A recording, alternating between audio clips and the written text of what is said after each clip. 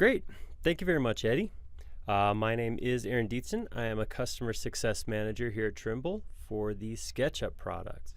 And I want to talk a little bit about our take on visualization and why the things that Epic Games is doing with the Unreal Studio are so important to our professional user base. So first thing I want to do, if you guys will indulge me, is going to take a quick look at the history of SketchUp, which kind of sets us up for how we see visualization today. So SketchUp was created by a company called Atlas Software about 16 years ago, right here in Boulder, Colorado, and they had a simple concept, which is the ability to explore 3D spaces shouldn't be something that only architects can do with expensive software. So that's when they came up with SketchUp. So SketchUp was a tool that let people with not a whole lot of computer hardware, no high-end hardware, actually create and draw in 3D. Make it quick to learn, make it easy to use. That was the basic idea, and that's where the catchphrase 3D for everyone came from. That's something that has been in the core, the blood of SketchUp ever since the beginning. It turned out to be a pretty good idea, and it was something that was interesting to other companies. In fact, some big companies like Google. They thought that was pretty cool, and they actually purchased SketchUp from Atlas Software. This turned out to be a pretty good thing. Google did a great job of spreading the word of SketchUp. In fact, to this day, we still have people referring to our product as Google SketchUp, even though Google hasn't owned it for about 6 years. Back then, a different company came along and purchased SketchUp from Google, and that company, of course, was Trimble, which is currently where SketchUp resides. So despite changing hands several times, the core concept of SketchUp has remained the same, making it quick to learn, easy to use, to model things in 3D. And we still use that term, 3D for everyone. We thought this is a pretty good thing to do. We're still trying to do it, and a lot of other people think it's a good idea too, because we actually are one of the most widely used 3D modeling software packages in the world. Over 30 million people use SketchUp any given year. This is a great thing. We do have a lot of people using it for everything from modeling toys or watches to furniture to spaceships. But our largest professional user base is the same as it always has been, which is architectural and building design. And one of the main reasons they use it is, of course, visualization. So when we talk about visualization, what we're talking about is the way that we go about viewing in 3 dimensions an idea or a concept. So before something actually gets built, we need to take a look at it, and that is where visualization is. It's that ability to experience something before it exists in real space. Now, this is what architects and building designers have been doing since the very start. Of course, the way that they did it to begin with was with paper plans. These 2D representations of 3D space did what they needed to do, but they weren't always easy to read. As a design professional, I can sit down and look at a 10 by 10 space called out on a piece of paper and have an idea of what that feels like. What's it going to feel like with an 8-foot ceiling versus a 9-foot ceiling? What does it look like with the doors and windows on this side of the room versus this side of the room? How's that going to change things? A design professional can look at those 2D pages and understand that.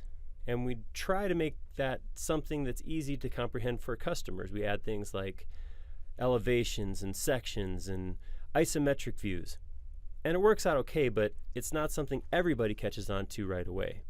That's why we have to do things like practical models. So these foam core or balsa wood or even 3D printed models give somebody a chance to look inside and see how that actually exists in 3D space. It's all right, I can do things like light studies and flows through rooms and that sort of thing, but it's still not a real experience. I can't jump down and stand inside that. Plus, as changes are made, that potentially means starting over on a model, which can be time-consuming and expensive. This, of course, is where software like SketchUp comes into play. With a SketchUp model, I can not only navigate through a space, I can actually stand inside a model and look out of it as if it were real size. Changes that need to be made can be made real time without any costly rework or anything like that. It's a great way to help somebody who is not a design professional experience a space in 3D. But it's not complete, and it's not the ultimate way to view or experience that space. One of the things that a lot of people end up doing is, of course, they get into rendering and animations and that sort of thing. This is not a bad solution either. This is kind of the next step. But there is a limitation to rendered or videos from inside of a 3D model. And that, of course, is that it's on rails. It's limited to a single view, that sort of thing. This is where we believe that real-time rendering is better than those rendered images. Rendered images can be great, they can look great, but fact is, you don't get to move through a rendered image. Even with pre-recorded videos or fly-throughs or fly-arounds, you're limited to the path that the designer wanted to show. With real-time rendering, the customer gets to immerse themselves in the model and move where they want to. It sounds silly, but a lot of customers have a way that they want to look at the house that they're building that may be different from the prize shot that a designer wants to show them. Real-time lets them do that. So, what's the best way to let a customer experience real-time? Well, we're biased, of course, but we think Unreal Engine and SketchUp are a great way to do this. Epic Games and Trimble have products that work very well together. As of this 4.2 release, allow you to seamlessly integrate your SketchUp model into your Unreal design. So why Epic Games and Trimble?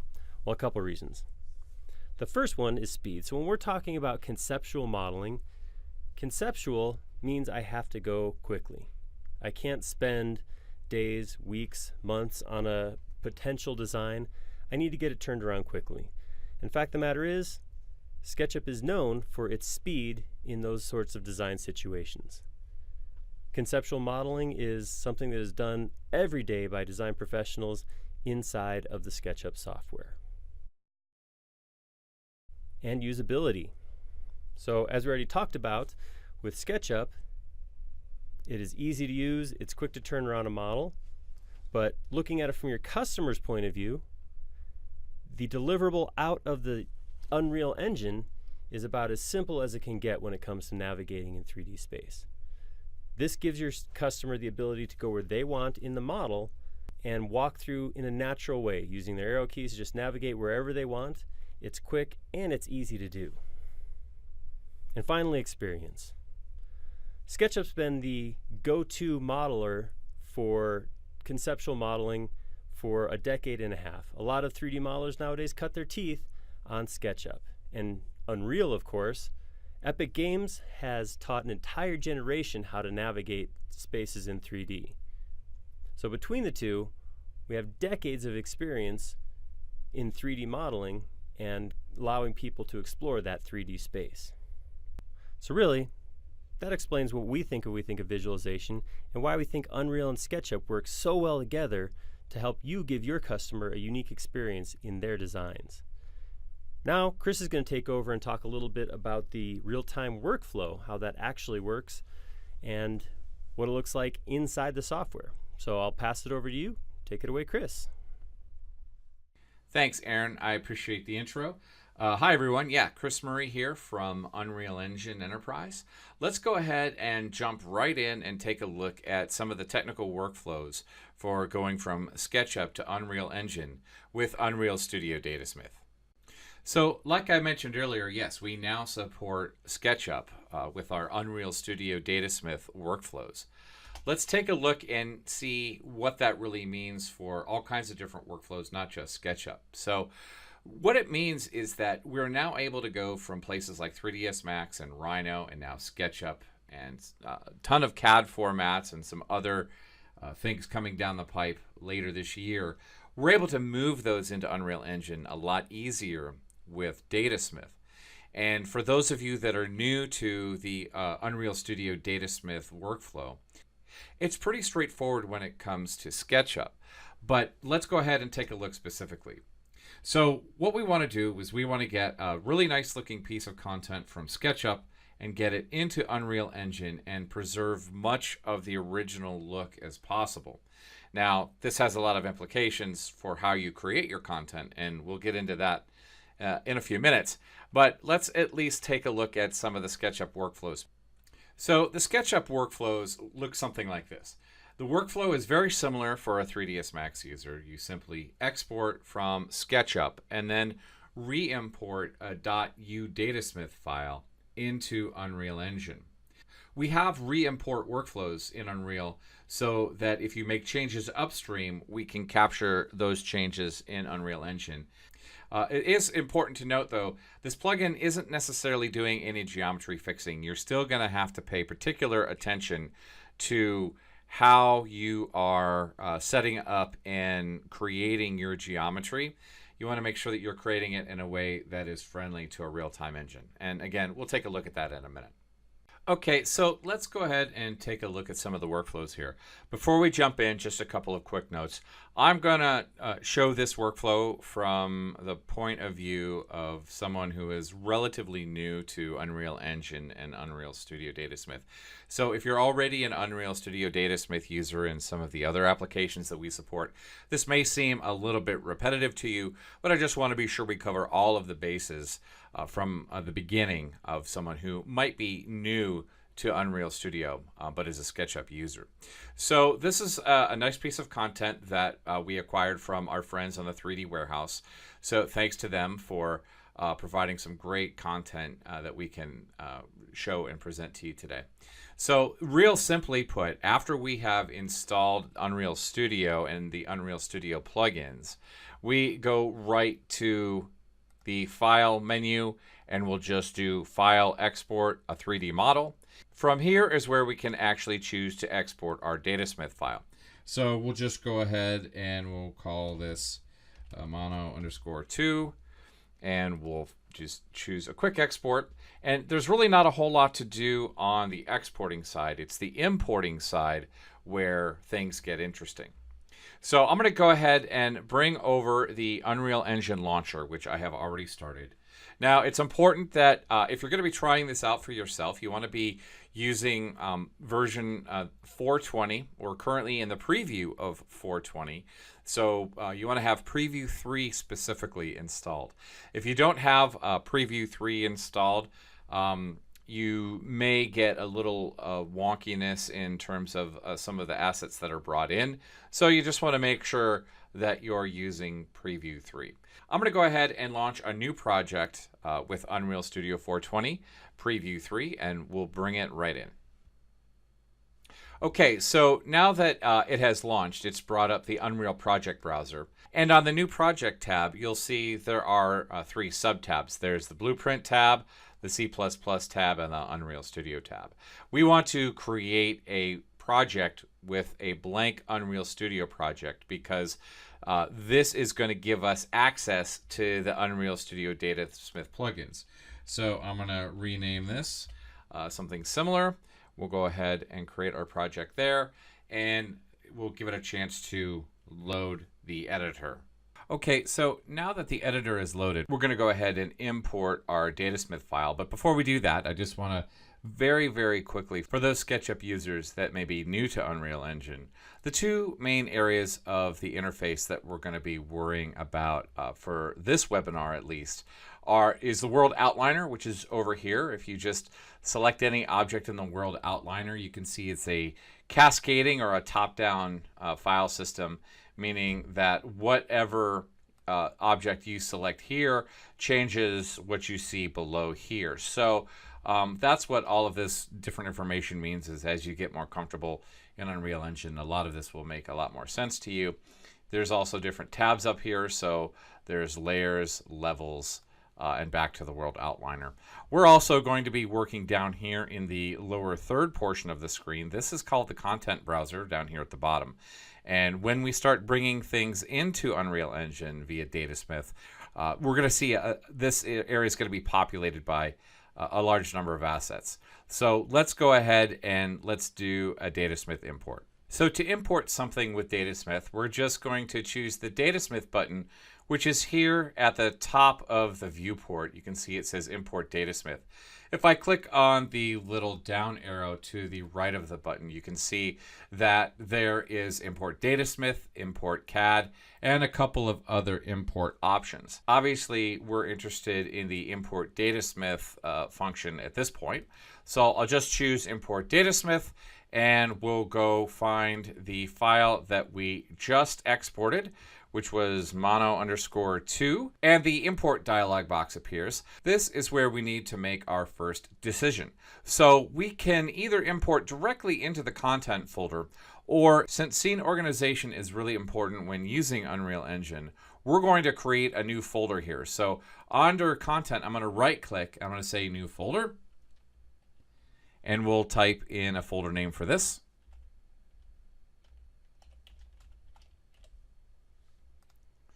We'll name it SketchUp, and we'll say OK. And the dialog box for the Datasmith importer appears, and this is where we get to make the next set of decisions. So it's pretty straightforward at this point. We want to bring in geometries, materials, and textures. There are no lights in this scene because I'm not using V-Ray lights or the V-Ray renderer for SketchUp, but I'm just going to go ahead and leave that checked anyways. And I could also bring in cameras at this point. Obviously, we're really mainly concerned with geometry and materials and textures. The other options to choose are the light map resolutions. And we're not going to go too deep into what light maps are if you're new to Unreal Engine from SketchUp, but just be aware that this is a second set of UVs that are used in the lighting and shading processes of Unreal Engine. So I'm just going to go ahead and choose import, and we'll let Unreal Engine do its thing and bring in our Datasmith file from SketchUp. And here it is. Our file has been brought in, and you can see that we have some really good fidelity compared to the file that we had in SketchUp. I'm going to go ahead and bring SketchUp back, and we can take a look. So here's the file again that we had in SketchUp, and here is the file that we have in Unreal Engine. So all of the translation has occurred. The objects have been brought in. The textures have been brought in. All of the objects are in their proper place. All of the materials that have been created are properly applied, and everything is just as we would expect it to be. This is one of the real advantages of Datasmith, and that we don't have to redo a lot of work. The goal, again, is to make it easy to on-ramp into Unreal Engine and really start working quickly here, as opposed to having to redo a lot of work. So what actually imports, and how is this handled between SketchUp and Unreal Engine? So in Unreal Engine, we have the notion of a thing called a static mesh object. And so static mesh objects are derived from SketchUp meshes that have either connected faces or that are part of the same group or component. And let's go ahead and take a look and see what that actually means. So I'm going to go ahead and bring back SketchUp here, and I'm going to focus on a couple of different things right in here. So we have our sofa and our entertainment area that has the TV and the books and things on it. So I'm going to select the sofa first, and you can see over here it's called a couch group, and it has a couple of different components underneath it. And you know, we have the cushions and a hierarchy of objects that are part of the couch component. So what does that look like in Unreal Engine? So I'm going to pop back over to Unreal Engine, and I'm going to select this object, and we'll zoom in on our couch. And so here's the couch object, and you can see that if I open up the world outliner, you can see that the object has come in, all of our hierarchy is maintained, but all of the component groups have been converted to single static mesh actors. Anything that was a component in SketchUp is turned into a static mesh actor in Unreal. But what about the Entertainment Center? Let's talk about that. This is actually kind of an important thing to understand about Unreal Engine. If I go back over to SketchUp and I select this component, you can see that, let me go ahead and get my orbiting here.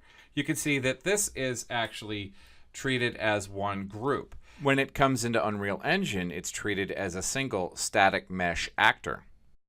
And all of these objects are lumped together. Now, you may think that that could be a good thing, but it actually does have some implications in terms of textures and light baking. So again, this is the world outliner. And if I scroll down below here, I can get into the details panel of this piece of geometry. And I'm going to double click on the static mesh actor.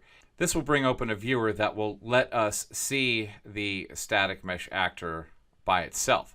And we can see that this is a single object, but it appears to be made up of several different objects. And this is a really important piece of information to think about when you are creating your scenes to be exported via Datasmith to Unreal Engine and how they will be treated.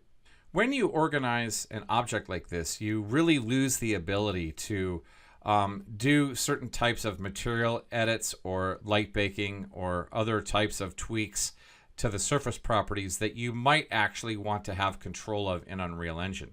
And the reason you lose control of that is because this is now treated as one object. If we look at the material and the texture of this piece of geometry, we can see that all of the different elements of the object group from SketchUp are combined into this one material. And if we navigate over to the texture map, we can see it illustrated even more. So this isn't really going to be very useful if we're going to try and do any edits on the static mesh or the individual components of the static mesh in Unreal Engine. A better approach would be to, back in SketchUp, organize these in such a way that they're individual components, where the wall would be a separate component, each shelving unit would be a separate component. If you do that, that is going to break them apart upon the import into Unreal Engine and give you some better options when it comes to what you can do with it. So, speaking of materials and textures, let's talk a little bit about what actually happens when those things are brought into Unreal Engine. The first thing that happens is a dedicated material instance is created by Datasmith, and this indicates or reflects kind of what the basic material parameters are from SketchUp. We also generate some extra physically based rendering parameters, or PBR parameters. These aren't typically available in SketchUp, but in Unreal Engine, they're very useful in improving the quality and realism of the materials. So let's go ahead and take a look at those things and see what I mean. Okay, we're back in Unreal Engine, and I've just moved my eye point a little bit. Let's go ahead and adjust the exposure here just so that we can see some things. I'm going to turn off the game settings feature in the view mode dropdown, and I'm just going to crank down the EV value a little bit just to brighten things up so it's a little easier to see. Now, like I said, I haven't really done a whole lot here to sweeten the image. We're getting to that, but I do want to take a look at some of the material properties that we've created. So I'm just going to select the floor object. Now, before I jump into the floor material, I'm over here on the details panel, and you can see that this was brought in as a group, and this has a little bit of the same issue as the wall with the TV panel, and that a lot of things came over that really probably should have been separate objects, or at least separate groups in SketchUp. This is going to be a little tricky to work with in the long run. For this example here, it'll be fine, but you're really going to want to have a better consideration about how you break up your object groups so that you're able to work with them a little bit. So let's go ahead and close this back up. I'm going to scroll down in the details panel and look for the wood material that's on the floor. This is element 6 here. That's what this material is. So I can either open the material here, or I can go into my content browser, and here's the SketchUp folder where we brought everything in. And if I start to open up some of these folders, you can see that I have geometry, materials, and textures. I'm going to go ahead and open up materials, and you can see we have, all of our materials are brought in right here. And this is the material that we're going to look at right now. It's the same material that's over here on the details panel. So I can either double click it here, or I can double click it here. Either one is the same. Although this one is actually the one that's on the object. So I've opened up the material editor. You can see our material opens up. This has the same SketchUp materials that we have on the object that's come from SketchUp. But what I want to draw your attention to is this new set of options right here. This is what we've added on import. And these are the PBR features, or physically based rendering features, that we've added to the material. We've added some metallic settings. We've added the use of a roughness map or roughness intensity. So if I change these, it will change the appearance of the floor. So I'm going to move this down a little bit and see if I can get to this setting here. So you can see that we can begin to add some reflectivity. If we want to add in, like I said, a roughness map or a metallic map, we can add that in there. This is going to get you a little farther down the road faster in having some nice looking materials. While we're talking about materials and textures, let's take a look at some of the ways that Datasmith actually helps out with UV maps. So I'm going to navigate over here to the sink. I'm going to orbit around to where I can see the sink a little bit better, and we'll zoom in. So let's go ahead and open this up in the static mesh editor. So I will just navigate here up to the top of the details panel and double click, and we'll zoom in a little bit and we can get a good look at this piece of geometry. As SketchUp users are probably aware, there are some limitations when it comes to UVs in SketchUp and how they're controlled. Fortunately, we do one thing in Unreal Engine that aids in the use of UVs for light maps. So I've opened up the mesh viewer, the static mesh actor, and in the toolbar across the top we have a button here that says UVs. And if I go in here and I take a look at UV channel 0, those are the UVs that come over from SketchUp directly. You can see there's a lot of overlap in there. So if you have overlapping textures or overlapping UVs, your textures may look a little bit wonky. Unreal Engine is pretty forgiving when it comes to overlapping UVs in that it doesn't kick you any warnings, but really not a very good best practice for that, especially when it comes to possibly light baking your scenes. Now, what is light baking? Simply put, light baking is taking all of the lighting information that's in the scene and baking it into the textures. And this improves performance significantly. This is related to my previous comments about how objects should be divided up into more explicit or smaller object groupings.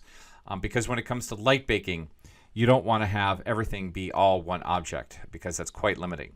So back to UVs for a second. So if I go to my UV dropdown menu and I choose UV channel 2, this is what Datasmith has created upon import.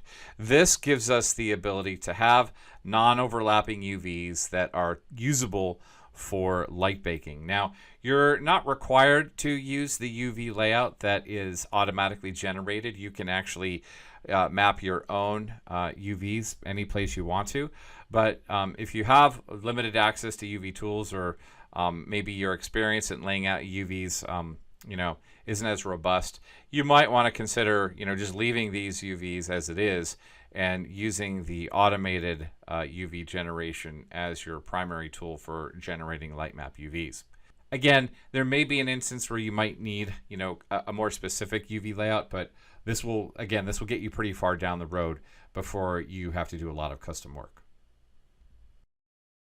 So let's go ahead and take a look at some things that you can do in SketchUp that will improve the probability of success for using Unreal Engine to visualize your scenes. First thing you might want to consider doing is using some extensions to help clean up your models and organize things and really just add some functionality to the models so that you can get some better out-of-the-box usability. To do this, you can go to the extension warehouse and get some of these extensions, and it'll make life a little bit easier for you. So when it comes to the outliner, you just want to make sure that you're using your groups and components properly, that you have everything grouped accordingly. Obviously a group is a single instance of geometry, and a component is a collection of those things. So the first thing you should really do is obviously organize it appropriately, but then name it properly. Good object names or good component names will translate into good static mesh actor names in Unreal Engine. So it's really important to have nice, clean file naming conventions, because that'll make everything a lot easier in Unreal Engine. Another component you can consider using is Cleanup Cubed. Cleanup Cubed is a nice extension because it basically kind of does a geometry check on a lot of your geometry. It will allow you to merge identical materials and show the statistics, but it also purge unused components or features of the geometry. It will repair edges. It will just basically clean up the geometry in a way that will make it more likely to have success and avoid problems with your geometry in Unreal Engine. The next one is Sketch UV. Oh, I talked a little bit about UVs in the material section, and that, Unreal Engine, is kind of forgiving when it comes to texture UVs, but not very forgiving at all when it comes to light map UVs. So using something like Sketch UV will at least give you a little bit of control over the texture UVs and will improve the probability of success of having good looking materials on your geometry as well.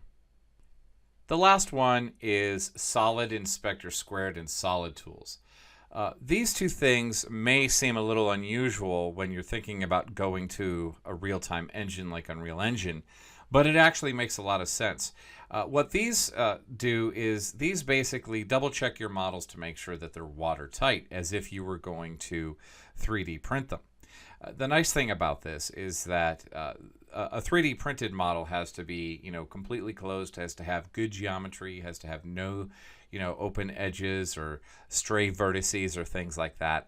And coincidentally, those same type of features make for good geometry in Unreal Engine. So using an extension like this will help you make sure that you have the best geometry possible before it heads over to Unreal Engine. There is one more thing I'd like to tell you about, and that is we've talked a lot about a lot of different things that are specific to Unreal Engine, but if you're coming to Unreal Engine from SketchUp, you might not be aware of these things.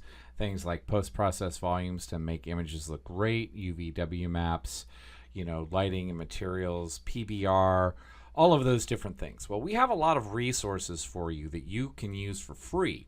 If you go to unrealengine.com and go to Resources dropdown, under Video Tutorials, you'll find a large number of video tutorials that have been prepared just for enterprise users. These are not how to make video games. These are things that are related specifically to design visualization, anything for interior real-time projects to exterior projects, real-time fundamentals, lighting essential concepts. These are all of the things that, if you're new to Unreal, will really ease your transition into working in a real-time environment in Unreal Engine. So I strongly recommend that you take some time to peruse these topics and see how you can apply them to the projects that you're working on in SketchUp and Unreal Engine. So that's it. Thank you, everyone. I appreciate the time that you spent with us so far. We're going to go into the live QA now with myself and Aaron. If you haven't done so already, please join the beta, unrealengine.com/studio, and this will get you access to the SketchUp exporter and the Datasmith importer and all of the substance sources for you to use, and give you access to some great training materials. So again, now's a great opportunity to go ahead and join us with Unreal Engine and do some great work. So thanks, everyone, and let's head over to the live QA.